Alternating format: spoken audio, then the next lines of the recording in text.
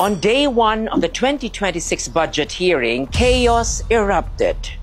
A literal 20-minute standoff before anything could move forward.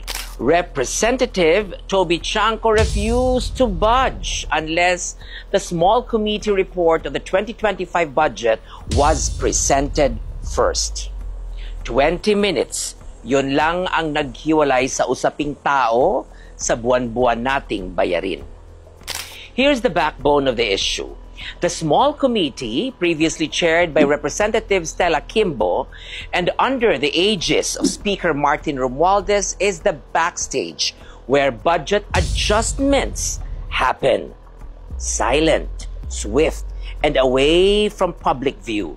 Last-minute insertions, realignments worth billions done behind curtains. Now add this. The new chair of the Appropriations Committee in the 20th Congress is Representative Micaela Angela Swansing. When Chanco demanded the report, Swansing's response?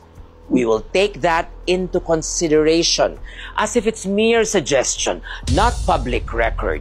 Imagine how that rubbed Chanco the wrong way.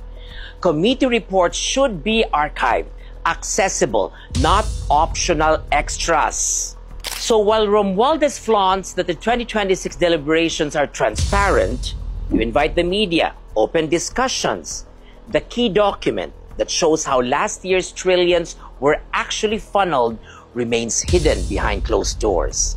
Transparency in words, secrecy in practice. But there's a legal sting here. The Constitution mandates full public disclosure of all transactions involving public interest. Unambiguous, non-negotiable. By withholding the small committee report, Congress isn't just delaying proceedings. They're trampling a constitutional principle. So here's the final jab.